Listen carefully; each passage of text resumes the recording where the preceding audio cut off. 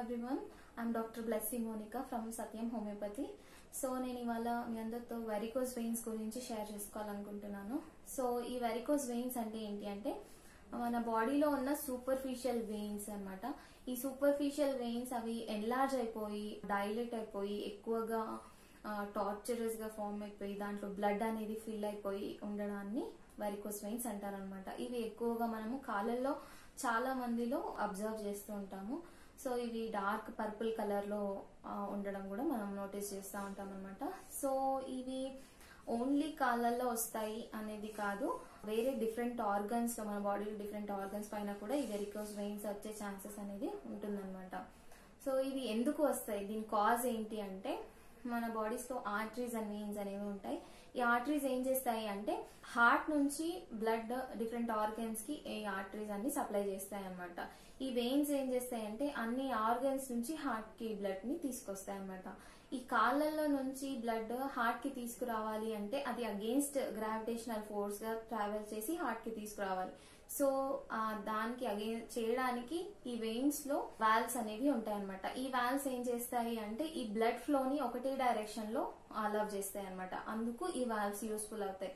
So ఈ valves లో ఏదైనా డిఫెక్ట్ వచ్చి ఆ వాల్వ్స్ లో ఏదైనా ప్రాబ్లం ఉండడం వల్ల ఆ బ్లడ్ ఫ్లో అనేది ఒకటే డైరెక్షన్ లో ఉండాల్సింది ఆ రివర్స్ ఫ్లో అయ్యి అది ఆ వెయిన్స్ లో ఒక్కటే దగ్గర అక్యుములేట్ అయిపోయి ఆ వెయిన్స్ ఉబ్బిపోయి ఉండడాన్ని మనం గమనిస్తూ ఉంటాం అన్నమాట. సో ఈ వాల్వ్స్ లో ఏదైనా ప్రాబ్లం ఉంటే కూడా మనం ఈ వెరికోస్ వెయిన్స్ ని మనము రావడాన్ని నోటీస్ చేయొచ్చు. ఇది ఒక కాజ్ అన్నమాట. సో దాంతో పాటు నెక్స్ట్ ఆక్యుపేషనల్ గా మనం చూడొచ్చు. సో ఎక్కువగా కాన్స్టాంట్ గా నిల్చొని వర్క్ చేసే వాళ్ళలో కూడా మనము ఈ వెరికోస్ వెయిన్స్ అనేది చూస్తూ ఉంటాము. లైక్ టీచర్స్ లో గానీ, ప్రొఫెసర్స్ లో గానీ, ట్రాఫిక్ పోలీస్ లో మెయిన్ గా వాళ్ళల్లో ఎక్కువగా మనము ఈ వెయిన్స్ వెరికోస్ వెయిన్స్ అనేది మనం చూడొచ్చు అనమాట. నెక్స్ట్ వచ్చేసి ఒబేసిటీ ఈ ఎక్కువగా లావుగా ఉన్న వాళ్ళలో కూడా మనము ఈ వెరికోస్ వెయిన్స్ రావడాన్ని మనం నోటీస్ చేయొచ్చు. నెక్స్ట్ ప్రెగ్నెన్సీ టైంలో కూడా మనము ఈ వెరికోస్ వెయిన్స్ ని రావడాన్ని ఎక్కువగా చూస్తూ ఉంటాం అనమాట. ఈ ప్రెగ్నెన్సీ టైంలో హార్మోనల్ ఇంబ్యాలెన్సెస్ వల్ల కూడా ఈ వెరికోస్ వెయిన్స్ వచ్చే ఛాన్సెస్ అనేవి మనం నోటీస్ చేయొచ్చు అనమాట. ఇవి డిఫరెంట్ కాజెస్ అనమాట ఈ వెరికోస్ వెయిన్స్ ఎందుకు వస్తాయి అనేది.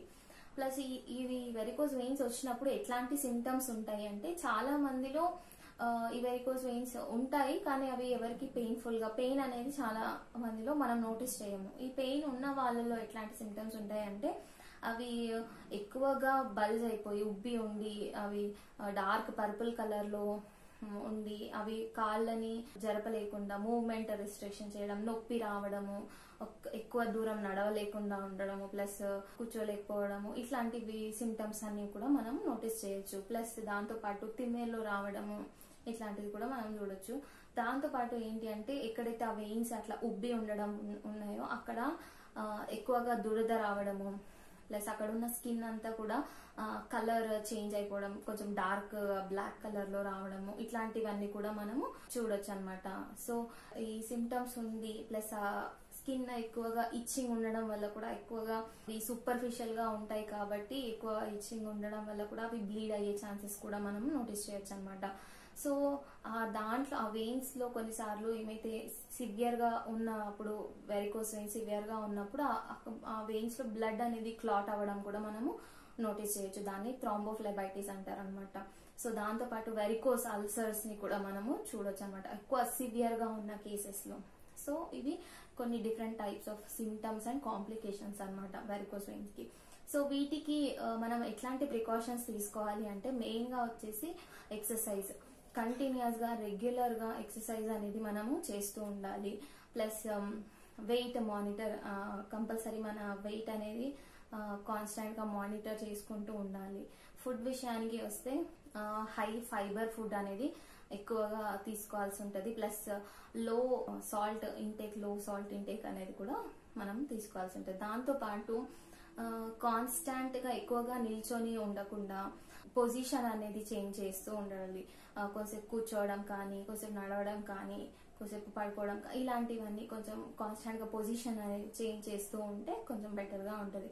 దాంతో పాటు ఈ వెరికోస్ వెయిన్స్ ఉన్న వాళ్ళు ఏం చేయాలి అంటే స్టాకింగ్స్ యూజ్ చేయడము. ఈ స్టాకింగ్స్ యూజ్ చేయడం వల్ల ఏమవుతుంది అంటే వెయిన్స్ లో ప్రెషర్ అనేది తగ్గి అవి ఎన్లార్జ్మెంట్ అనేది తగ్గడానికి కూడా యూస్ఫుల్ అవుతుంది అనమాట.